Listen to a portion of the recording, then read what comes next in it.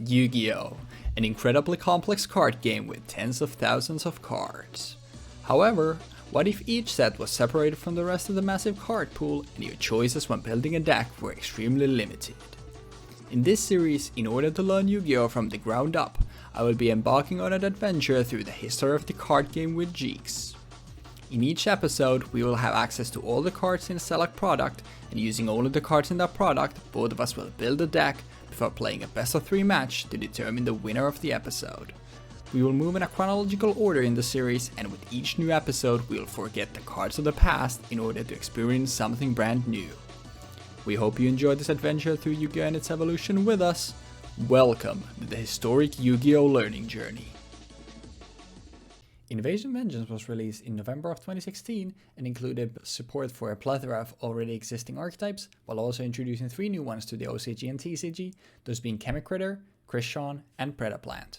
It also included multiple very powerful cards that would see a lot of play, those including, but not limited to, Starvenom Fusion Dragon as a very powerful super polymerization target, Totally Awesome as something that any deck could access through Bahamut Shark and have access to an Omni Negate, and Dimensional Barrier. A trap card could shut your opponent out from playing the game completely if they were only relying on a specific extra deck monster type.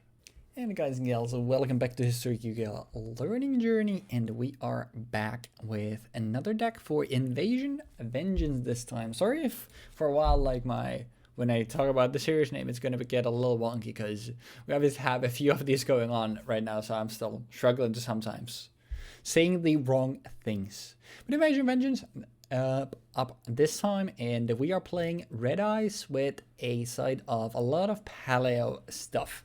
So a lot of stuff that we already seen with the latter half. So I'll talk about the former half first, and then we'll just talk about the overall thing, and I'll quickly just mention what we have here, because all of this stuff I know for a fact now that I have talked about before.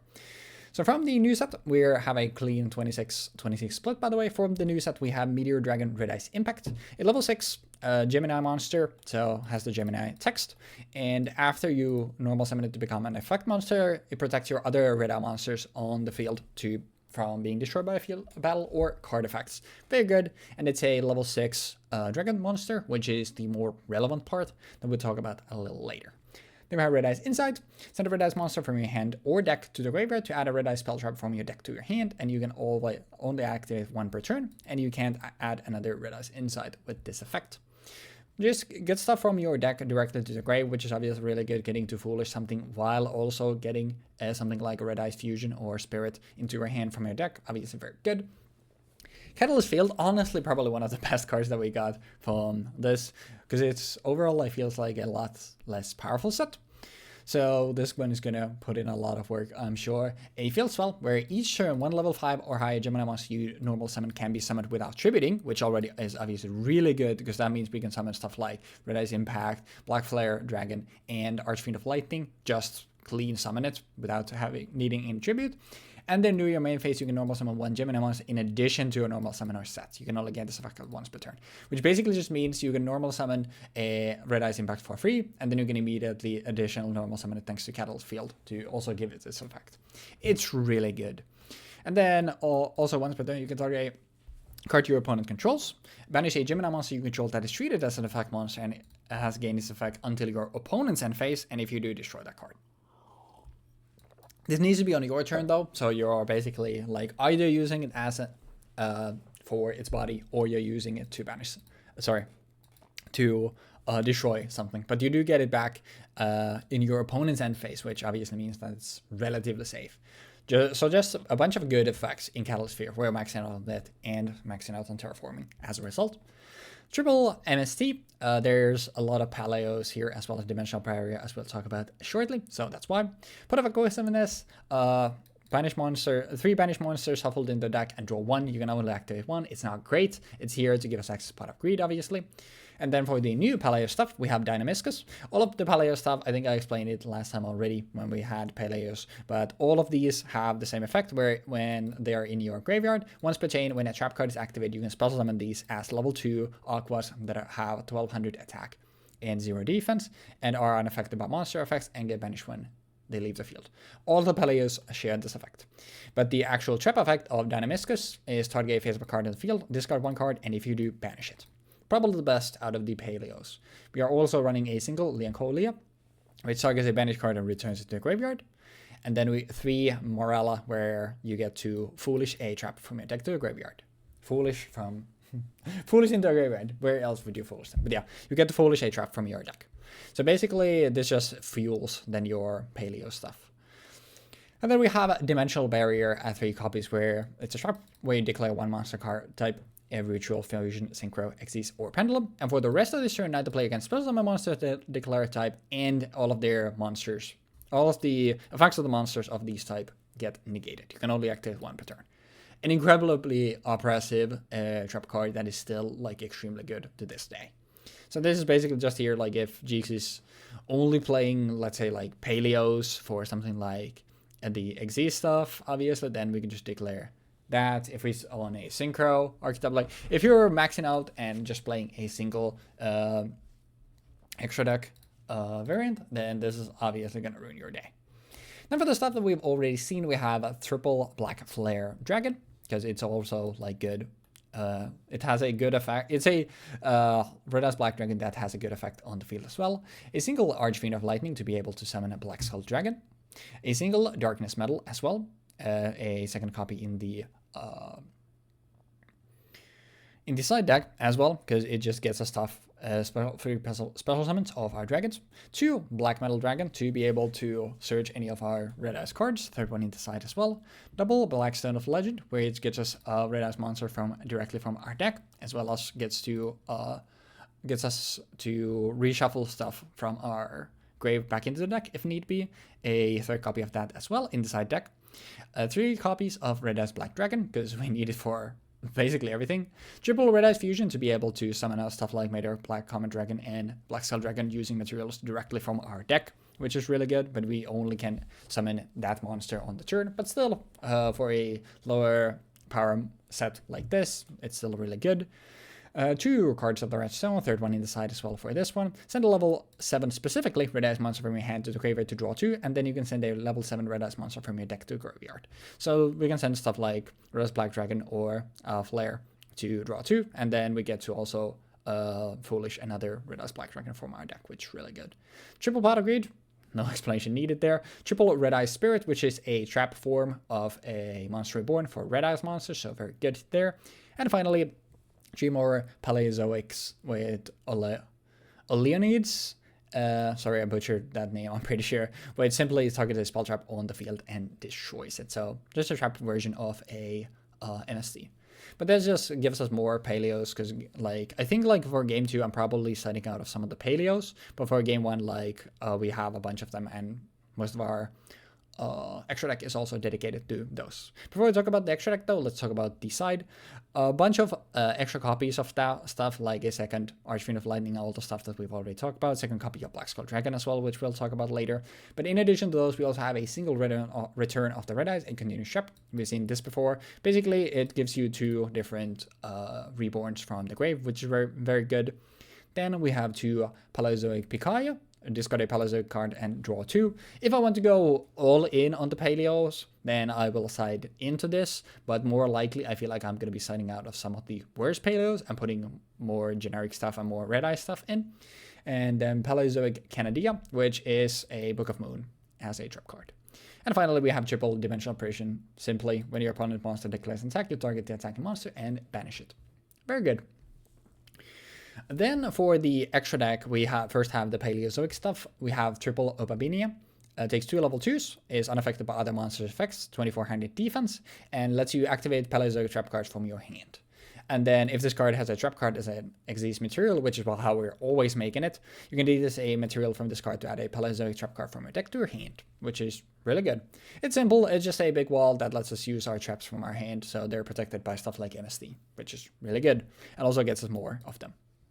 Then we have Anomalocris, which takes 3 or more level 2 monsters, has 2400 attack this time, once again unaffected by other monsters' effects. And once per turn, if a trap card is sent from your spell trap zone to the graveyard, you can activate the top card to your deck. If it's trap card, add to your hand, otherwise send it to the graveyard. Still fine because a lot of our stuff, like especially our monsters, like we don't mind going to the grave. And then once per turn during either player's turn, if this card has a trap card as an exist material, once again, always making it that way, you can detach an exist material from this card to target a card in the field and destroy it. So I give this a generic pops. It's just, both of these are really good and very good if we're like actually getting the Paleozoics out. So, but the best thing still to do, since we don't have an easy way to summon Bahamut Shark, we're actually going to be making Totally Awesome the legit way with 2 level 2 Aqua Monsters, which all of the Paleozoics are on the field. Once they're doing a standby phase, you can detach a material from this card. It doesn't matter, we don't have any frogs to summon with this, but what matters and why everything is summoning this with Bahamut Shark, because only this effect matters here. When your opponent activates a spell or trap card or a monster effect, you can, as a quick effect, send an Aqua Monster from your hand or face upon the field to the graveyard to negate the activation and destroy the card. This is an Aqua Monster, important note. And then you can send it to your field. And if this card is sent to the graveyard, you can target a water monster in your graveyard, add it to your hand, which basically just means one copy of Totally Awesome always recycles itself. You send it, and the effect of it sending itself lets you target a water monster in your graveyard, add it to your hand. You just target Totally Awesome because it doesn't have a limitation there, and you just add it back to your extra deck. It's an immensely oppressive card, and I'm so glad that at least from the name itself, like we will not be seeing this luckily a lot. Then we had double Flare Metal, just are probably best turn 1 play. Just punishes Jeexx for playing anything, and also as a quick effect gets us summons for all of our red eye stuff, because all of there are normal monsters in the graveyard. So just gets us that stuff back. Just basically the best thing that we can make if we can. But more likely, Red Eye Fusion makes us Meteor Black Comet Dragon or Black Skull Dragon. Black Skull Dragon, we already said last time, when it battles, your opponent can activate cards or effects until the end of the damage step. And then you can burn your opponent for the attack of a Red Eyes monster in your graveyard and shuffle it back in the deck if this card battled and inflicts damage. And then Meteor Black Comet Dragon takes a level 7 Red Eyes monster and a level 6 Dragon monster, which is why a Red Eyes impact is here. If it's fusion summoned, you can send a Red Eyes monster from your hand or deck to the graveyard and burn your opponent equal to half the original attack of that monster. And then if this card is sent from the monster onto the graveyard, you can target normal monster in your graveyard and spell summon this. This is the budget first turn play, because obviously previously we would make Black Skull Dragon on our first turn, but Black Comet Dragon is bigger and it immediately just does its effect. So we summon this with Red Eyes Fusion. We send a Red Eyes Black Dragon, probably. We burn Jeexx for 1200, and then if it gets dealt with, which is obviously very hard because it's extremely big, then we also get to summon back a Red Eyes. So really neat. But yeah, 11 minutes, sorry, for that. Still, I'm just a chronic yapper.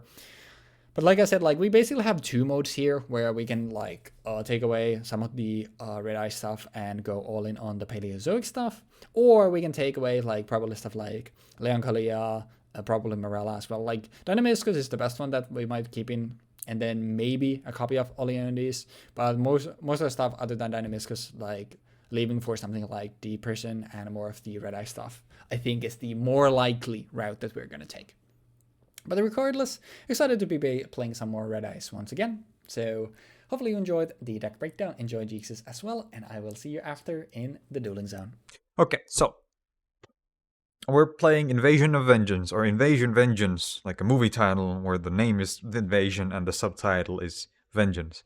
But yeah, this is a set that brings us a lot of really nice cards, as you have probably already heard, such as Starving Venom Fusion Dragon, which is a very powerful way of dealing with boards that have many dark monsters by using super polymerization, unsurprisingly.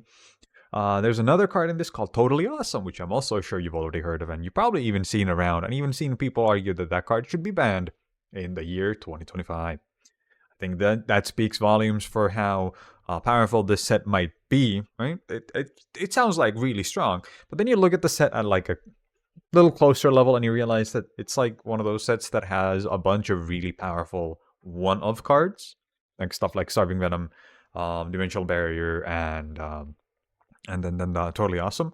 But for the most part, the set itself isn't that strong, to the point where like you get stuff like Peleos in there, you get some Gradle support, you get some Cardians, which, as you can probably see, we're playing Cardians.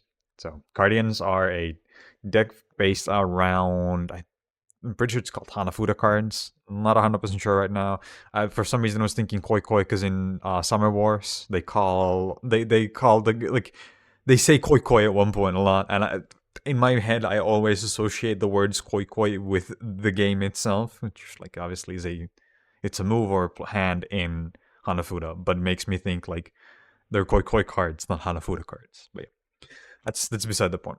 The whole deck's point is essentially you play a card. You play a card, right? You play Cardian. It says you play it, and now you draw a card. And if it's a Cardian, or you reveal it, and if it's a Cardian, you get to keep it, and if it's not, you discard it. And then the other Cardians have effects like, well, if you control a Cardian that is levels X or lower, you get to special summon this. Now this has an effect like negate an attack and draw one card. Or you can summon this if you have level X or lower, and then you can shuffle a Cardian from your graveyard to the deck and draw one card. And then there's also stuff like, if this card is no spell summon, you can reveal X number of Cardians from your hand and shuffle them to the deck and draw X. And again, it just keeps going until later you get into stuff that like are essentially this, like for example, we have Flower Cardian Palovinia here, and we have Flower Cardian Palovinia with Phoenix, which is an upgraded version of Flower Cardian Palovinia, which is like, and has an effect of when it's special summon, it cannot be normal summoned to set and must be special summoned by attributing a level 12 Cardian monster, which is Palovinia. And when you special summon it, you draw one card, and if you do, show it, and then you can special summon if it's a Flower Cardian monster. Otherwise, send it to the graveyard. Yeah, important. And then when this card inflicts battle damage, you draw a card. Yeah, and this kind of just repeats. A bunch of these have like they're just quote unquote upgraded versions of the previous versions, such as like Palavinia, Pine with Crane, and Will Calligrapher, that's the word, yeah, Calligrapher. And then we have a Pot of Greed in here. Then we have Clover with Boar, Maple with Deer, Peony with Butterfly, Dimensional Barrier, which has the effect of declare one monster card type, Ritual Fusion, Synchro, X-Was your Pendulum, and for the rest of this turn, neither player can spell summon monsters of that declared type. Also negate the effects of all monsters of that type until while they are on the field. This card is really good. Like, this card is something that I'm kind of glad is kind of hard to get with these two terms, but at the same time, I would imagine that Barrier is also already fairly toxic as a keyword, so I'm really glad we don't see that a lot. And then we have Pot of Executives, which has the effect of shuffling 3 banished monsters into the deck and drawing a card. You can use this to disrupt stuff like ABC, and that's really good. Like, legitimately, D-Barrier into flipping this, your opponent tributes their ABC in response. You flip D-Barrier, you call Fusion or something, your opponent tags out their ABC targeting 3 pieces in the Banish zone. You flip this, you shuffle them back to the deck, you draw a card, now your opponent is down 2 cards. You drew 1. It's not bad. It's a fairly decent tech option against them. Flower stacking, choose 3 Flower Cardian monsters with different names in your deck and place them on top of your deck in any order. During your main phase, except the turn this card was sent to the graveyard, you can banish this card from your graveyard and then target non-Flower Cardian monster in your graveyard and add it to your hand.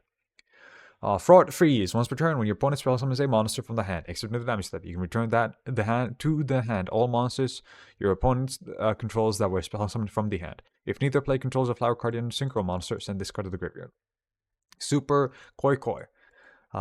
Excavate the top 3 cards of your spell and spell summon as many Flower Cardian monsters among them as possible, ignoring their summoning conditions, but their levels become 2 and they have their effects negated. Banish the remaining cards face down, and if you do, lose 1000 life points for each, and banish this card from the graveyard and tribute 1 monster.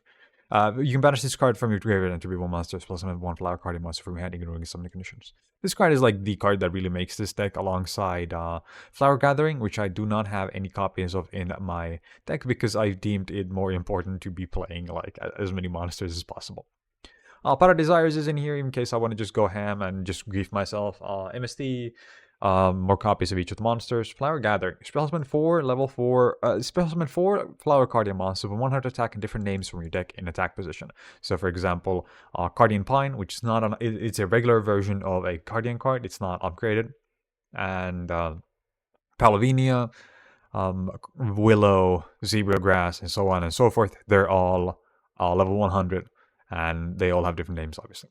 But their effects are negated. Also, they cannot be tribute for a tribute summon. You can only activate 1 Flower Gathering once per turn. You cannot normal summon or spell summon other monsters during the turn you activate this card, except Flower Cardian monsters. yeah, this card is like a really, really powerful way of actually getting into the synchros. Flower Cardian Board Fly. If a Flower Cardian monster you control attacks a defense position monster, inflict piercing battle damage to your opponent. Once per turn, you can banish one Flower Cardian monster from your graveyard until the end of your opponent's turn. Your opponent cannot activate effects of cards in your graveyard, in their graveyard, and also they can spell summon monsters from the graveyard. Then we have Flower Guardian Light Shower, which is a level 8. I didn't mention this, but these are level 6 and level 8, and I think level 8, level 10, and level 4s.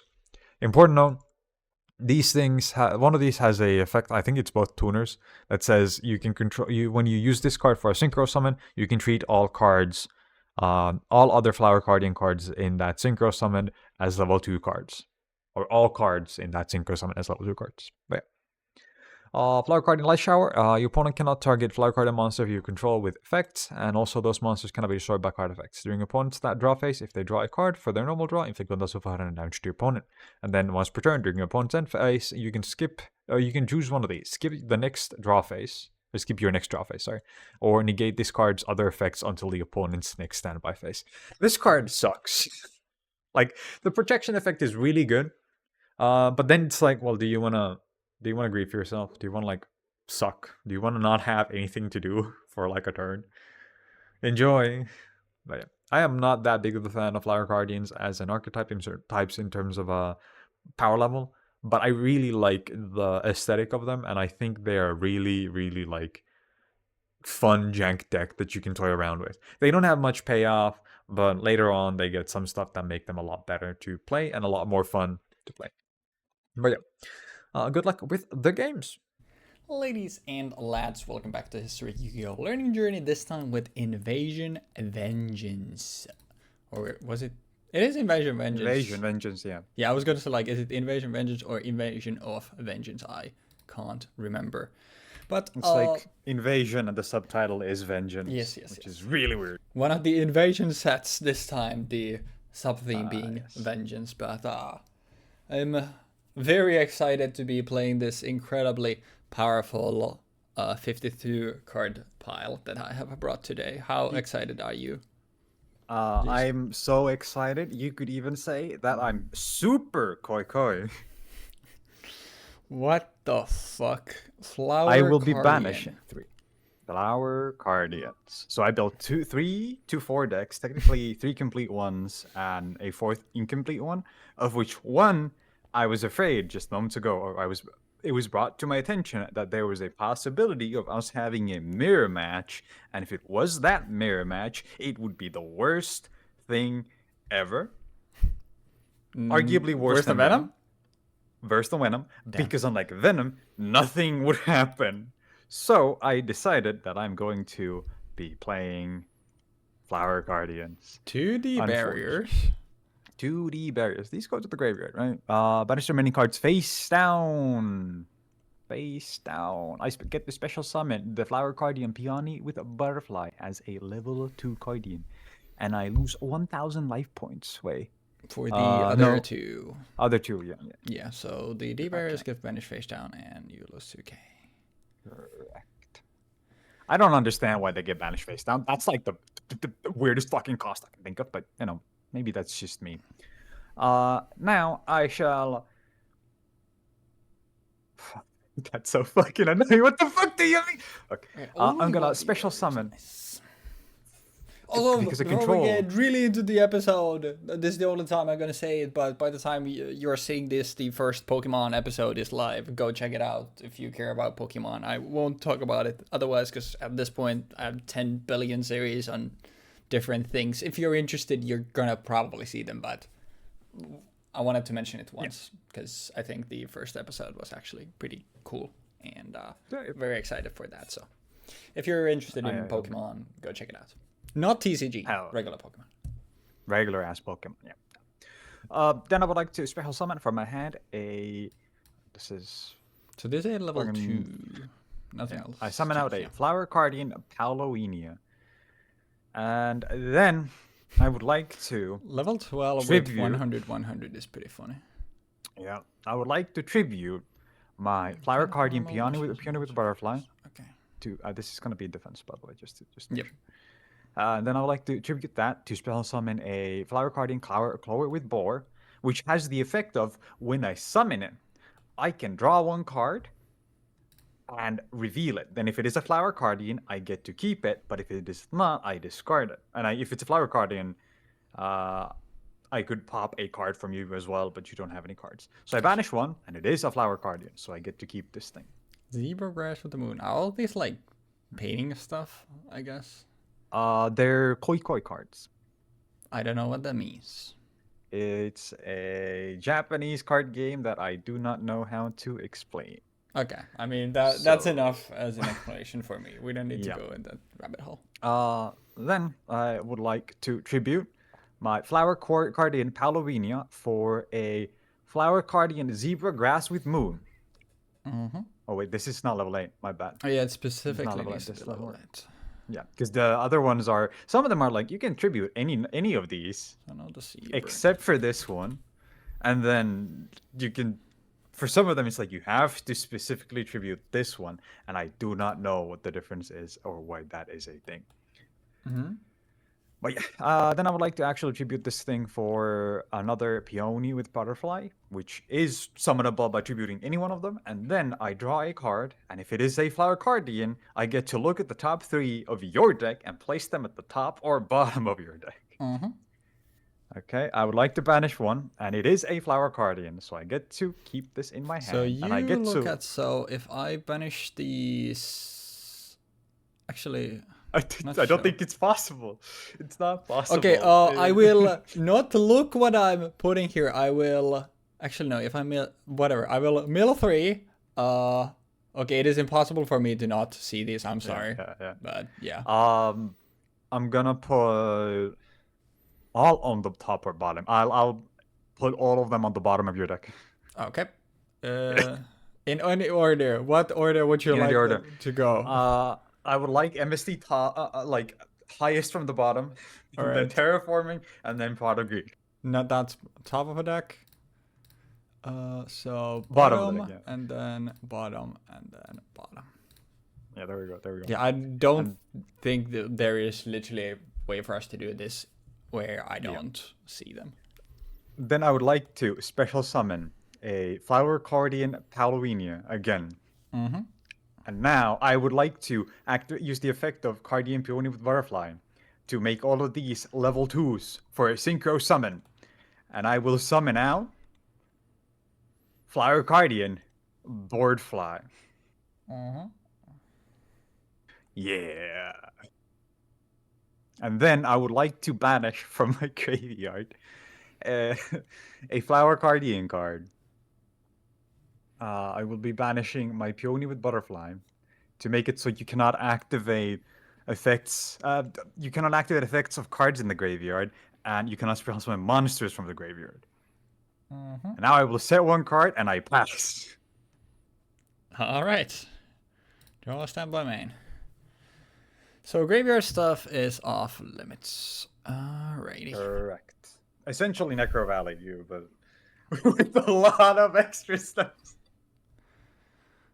This sucks. I wonder what the set could be. You've gone through 2 D barriers, so... I mean, honestly, we'll just fire off a Catalyst Field. Okay. I would like to normal summon. In response to Catalyst Field, I would like to activate Fraud Freeze. Mm-hmm. Once per turn, when my opponent spell summons a monster from their hand, except during the damage step, I can bounce all monsters my opponent controls that were spell summoned from their hand. Okay. Yep. I would like to normal summon Black Flare without tributing because of Catalyst Field. And then also because of Catalyst Field, I would like to additional normal summon this thing to activate the effects. Mm-hmm. Then, I mean, honestly, we'll go battle phase and not directly swing over board fly. 400? For 400. And then you will take also at the end of the battle phase 24 burn. 24? Oh, this card's original. Yeah. And then we will set a couple of cards, and that'll be all she wrote. Alrighty then, chat room. I'm going to activate the effect of nothing. Also, neither player controls of our Cardian Synchro monster, so this goes to Grammy. What a great deck you have, man. Yeah. Isn't it great? Did you know that this deck has infinite loops? I believe it. It's just really fucking funny to see you go through like 15 cards on shit that I've 2K, never 2K. seen before to make a 2K that dies to a Gemini monster, and then it's like, alright, I have nothing else I can do here. So Okay. that's awesome. So the best card currently in this deck has the effect of my opponent cannot target Cardians with effects and cannot be destroyed by card effects either. And during my opponent's draw phase, if they draw a card, they take 1,500 damage. Huge. And then once per turn during my opponent's end phase, I can activate one of these two effects. One is I skip the next draw phase of my turn, or I negate the effect of this card until my opponent's next standby phase. And it's a 3k, 3k. Essentially, this card makes it so that I cannot, like, my opponent takes 1,500 burn damage, and then they pass, and then this card gets turned off, or I don't draw a card and I don't progress the game, or they just kill it by running it over because it's 3k, 3k. That's fucking awesome, man. We will love one that for of you, the man. one of the worst decks released during this time period, like 100%. I mean, I can respect that, honestly. But yeah, I have some citing here to do. So although I have been already doing this, I will pause the recording still for a little bit more so I can finish the citing. And we are back, and a lot of changes. Let's see what happens in game numero dos. Stand by main, pot agreed. Draw Go 2 for it. cards.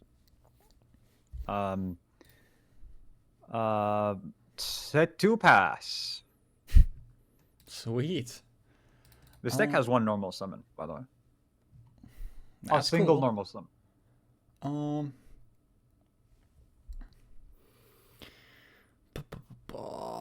I mean, my hand isn't great.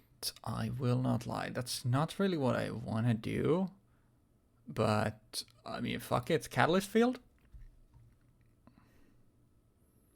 Normal Red Ice Impact and additional normal it.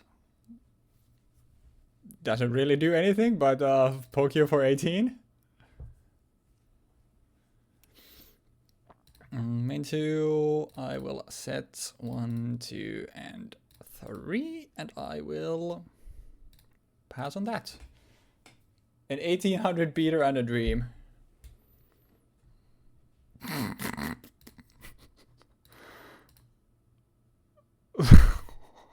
$18. This might be the oh yeah, I forgot to do that the last episode that we had. It was like actually pretty close to an hour.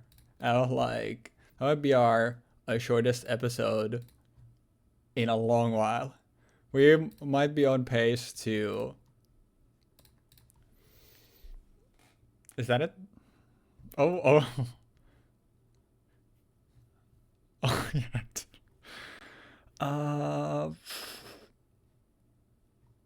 I mean, I guess put you on. Gotta have it. I will banish impact for darkness metal. Nice. What was the background? Nothing. I had deep percent, deep barrier, MST, and Viscous.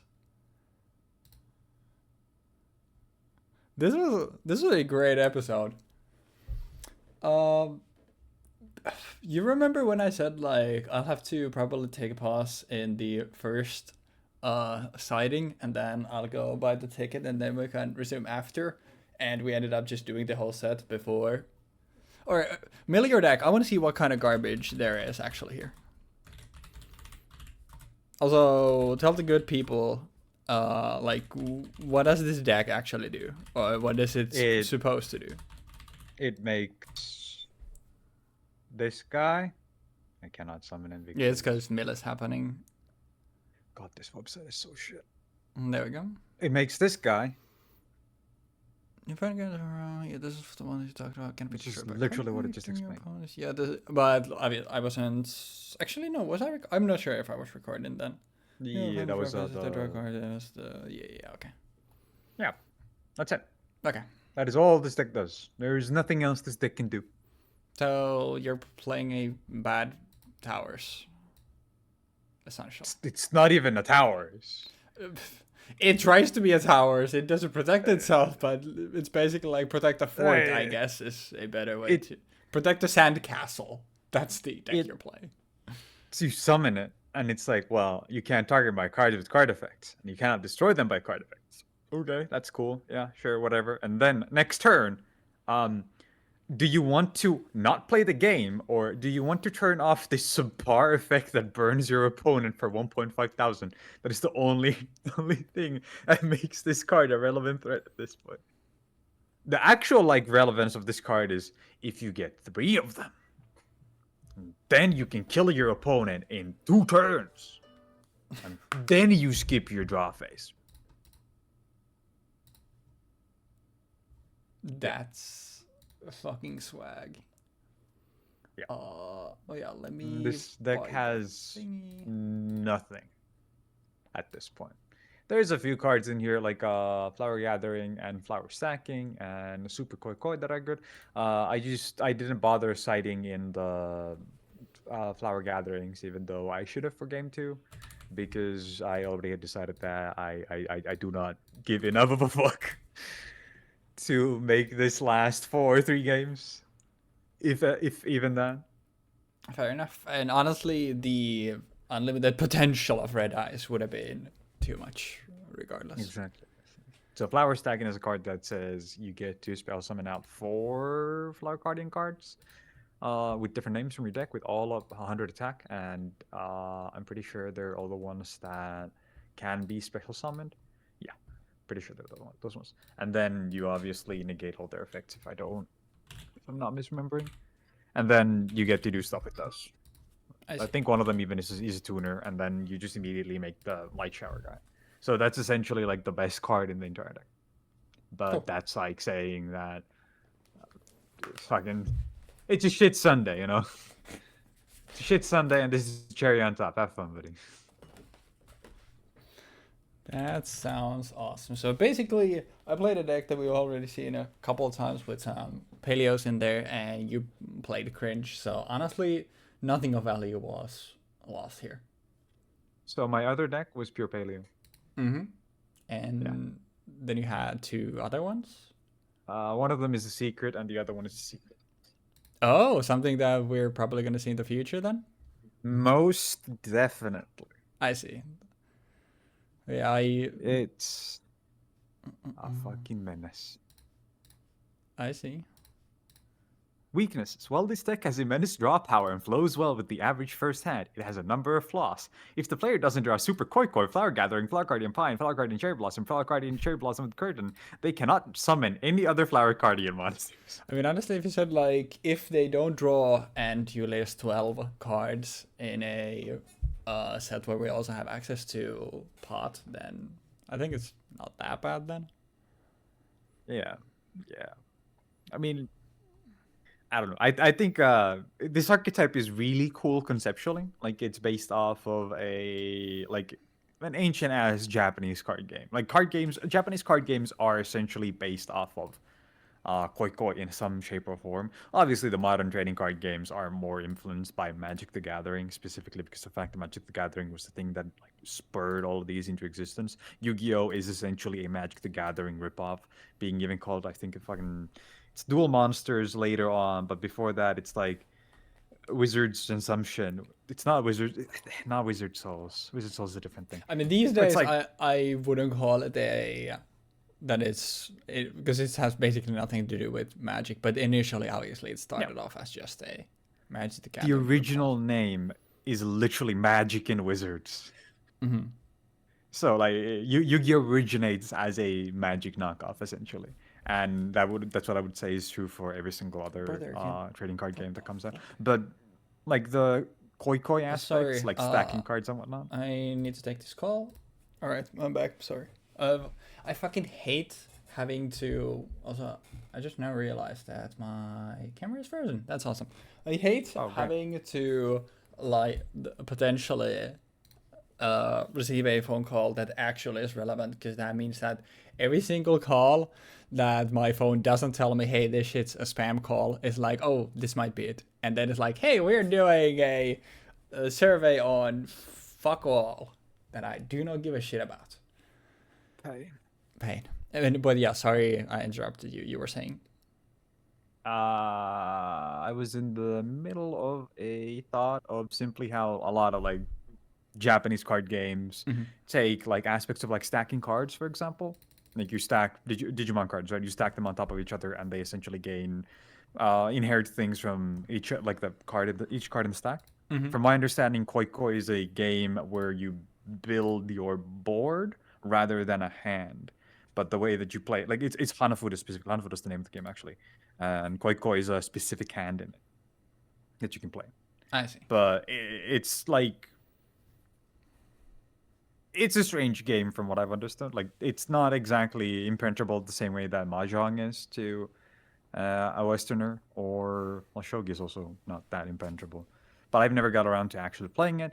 And as a little fun fact, Nintendo, if I remember correctly, is originally a company that sold Hanafuda cards. Oh, that's cool. I did not know what this whole archetype is about. Nintendo as a whole was a toy company originally, so they made like a bunch of different toys and Hanafuda cards, and then video games eventually. Then they turned to making video games. Then Konami used to make card game stuff, and then they were like, you know what, pachinko. Just invest everything into pachinko. And then the pachinko stuff died down, and now they're like, shit, we gotta scramble back to video games, guys. Wow. It's time for pachinko video games. That's literally what Patchy Slot is, yeah. Basically. It's just they just like remade every single cutscene in Metal Gear Solid 3 at one point, in their Fox engine, and they put that in a pachinko machine. That's funny. People were kind of mad. I can't blame them. But honestly, like totally awesome. I don't mind that it is something that we will very rarely see. It's impossible. We can't see it. Like with the name, yes. Yeah. But it does talk about frogs in the text, which means that there is there's an avenue set that has frogs in it. Actually, no, there's two. Technically, there's three actually. Duel Overlord, Magnificent Mavens, and Cybernetic Horizon. Those are the three sets that talk about like have frog support. So I guess if we were counting Duel Overlord, then it was second one. Yeah, Totally Awesome is something that I don't really mind if we don't see. It's basically, it's very simple. The detached stuff doesn't matter. You summon this shit with Bahamut Shark, and it has the effect here. Once per turn, when your opponent activates any effect, you can send an Aqua monster from your hand or face him on the field to the graveyard to negate the activation. If you destroy that card, then you can send it to your field. If this card is sent to the graveyard, you can target a water monster in your graveyard, add it to your hand, which basically just means as long as you have one of these, you distribute it itself, and there is no limitation on what you can target with the send effect. So you summon this shit out, and you get it back in your extra deck, and then you can just spit it back out again with another shark. Important note, it says when your opponent activates a spell or trap card or a monster effect, which means that if you have a card on board that does have some way of dealing with it, you could deal with it. Which, you know, just saying. There's not many of those. But like you had one of those in your deck. I have. You had your field spell, yeah. Good old Catalyst Field. Which honestly, like the best part for Red Eyes Gemini here is just the fact that hey, normal summon your big shit without attributing, which is pretty nice, pretty nice. But yeah, really a short one this time around. Is there any pressing? We haven't done it in a little while because we've been studying late. Is there any pressing issues or topics you would like to make a podcast segment out of, Jeexx?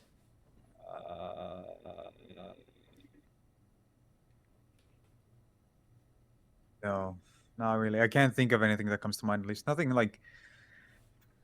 I mean, we could talk about Pokemon, but we could talk about Pokemon. A Pokemon, you know. Yeah, that's not necessarily like at this point, here. it's like we have another floor to talk about that, so I guess it doesn't really make sense to do it here. So okay, this is gonna be our sales pitch for why people should watch the Pokemon: A Journey Through Time, which actually sounds like it. Let me actually, if I Google this, I'm pretty sure there's a movie like that, like Pokemon Journey Through Time, like something through time. Pokemon: A Journey Through Time. Wait, what the fuck? A series. Oh, it's someone's. Okay, it's someone's actual. Okay, it's just some random dudes series that they've done. Okay, so no actual Pokemon: A Journey Through Time, because I was like, I know for a fact that the Sullivan movie, I think it was just called Pokemon Forever. So yeah. And that was like what's probably the closest to this thing. So I was like, I think there's nothing like this, but the name was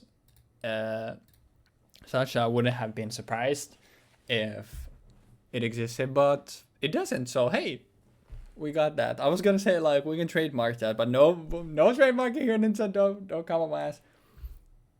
Phrasing. But yeah, sales pitch on the Pokemon Progression series. Go. I had a Gengar with stinky poo poo moveset because I was like, damn, this is demonic.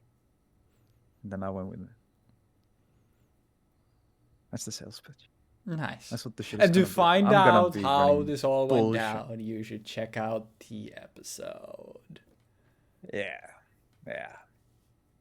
But yeah,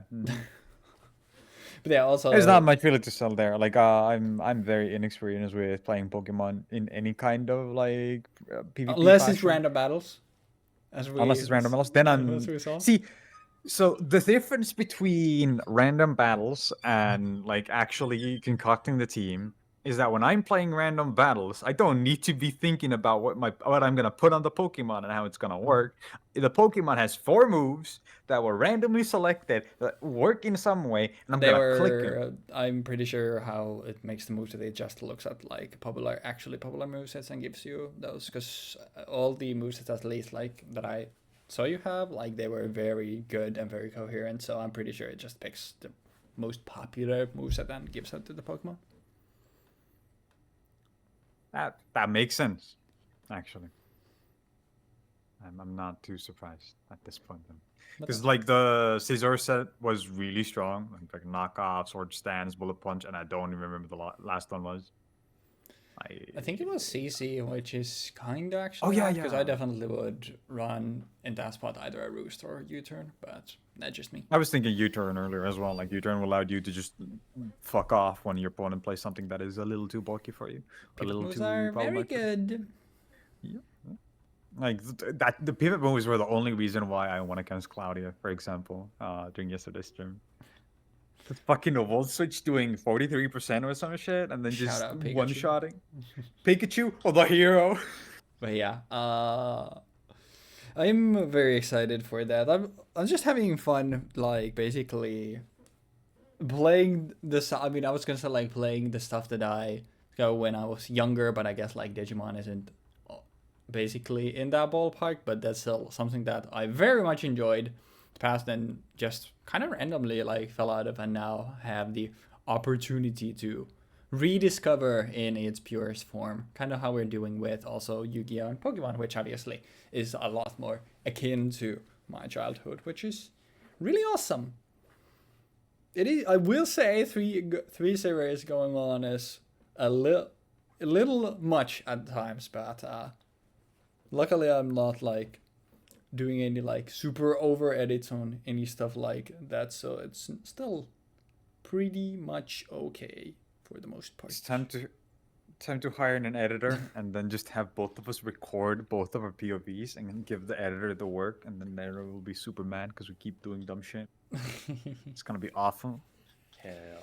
Mudan, get on that shit. If I get a god damn it. Once I have a job and a stable source of income, but obviously in return less free time, then we'll think about outsourcing the workload. But for now, We'll outsource people playing the game. no. First and foremost. Not that I won't let go of my stool in that ballpark. That is, I still want to be doing that. Okay, that's fair. That's fair. I think we could just ask Yuto to write us a bot to play Yu-Gi-Oh for us. At least the bot will be making optimal. I don't need the bot to do anything more with the fucking AI Ghibli shit that's all over everywhere. I'm just it makes me feel so sad. And I'm not an artist. I'm just sad for the artists out there.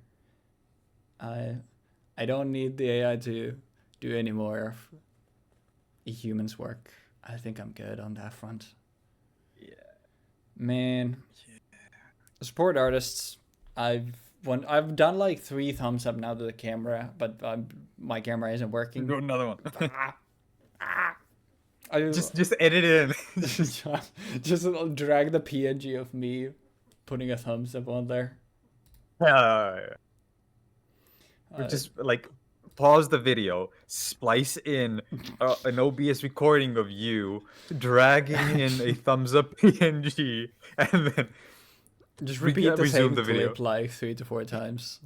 I mean, I won't remember. Oh, that'll be the only one that when I'm editing this, like that'll be the only one that I actually remember when I did it. The other ones I'll just fucking forget. But yeah, it'll be like this is fine for this to be a shorter one. Sometimes we get shorter ones, and that's a-okay. Check out the Pokemon. I did another one. God fucking damn it! I feel so naked every time without my camera. How do VTubers do it? Bro is emoting. I am. I could be hitting the floss right now. You wouldn't even know. But no. Check out the Pokemon series if you're at all interested. And even if you're not, check out the first episode. And maybe it'll get you interested. Check out the Digimon stuff if you're interested in that. It's a lot more casual than the other two. Well, not like these are super professional, but still. We're very professional. Yeah, we're such professionals over here. And play Fatal Fury City of the Wolves. Play Garo. Fatal Fury City of the Wolves, yeah. Or even better, play Garo, Mark of the Wolves, guys. I think it's like 10 euros on GOG. We don't have a sponsorship or any kind of affiliate link, but go get Garo, Mark of the Wolves on GOG and play that shit, or go into Fightcade and play Garo on there. And yeah, if you're under 40 years old, then just play the new one. It's very good. But yeah. Fuck you. I think that'll do it for us for today. As always, thank you so very much for watching. Sorry for a short episode this time around, but I think it's also nice to have these every now and then. And also, I guess final thing before we get out of here, the next time we are playing Death Soul is what I have linked it. So I think it was like Destiny Soldiers, right? Destiny Soldiers, yeah. Destiny Soldiers alongside OTS 3 for next time. That's +1 to the counter, baby. Okay, but what are the chances that we could see a pure Destiny hero build? I'll do it. Hell yeah. Okay, Catch shake. I'll cook up something interesting in that case. But I think since it's in the name as well, and obviously they're getting new stuff, I think it would be cool to actually see what a pure Destiny hero brew would look like. So that would be very cool. if I'm not going for the pure Destiny hero build in this, because this is like the set where Destiny heroes actually finally get like enough of non-dogma, non-plasma material to play around with, I think I would probably play Abyss Actors if I wasn't playing that. Okay, neat. So, I'm not sure because I've yet what... never played Abyss Actors. I see. I've not decided what I'm gonna play there, but we'll just have to wait and see. And after that, I think we have it's Smasher Pendulum and Pendulum Dominance. So normally we would obviously decide who plays which deck as the losers pick, but I think I mentioned this already before, where like we basically a couple months ago already, like we talked about it, and we basically decided that Jeexx is going to be playing the DD deck, and I'll be on the Magician / Odd Eyes, regardless of the result. So just a heads up for that. But for next week, we will be here with Destiny Soldiers as well as OTS 3. So look forward to that. Like I said, check out the other series if you're also interested. Thank you so very much for watching and have a great rest of your day. We will see you next week, and peace.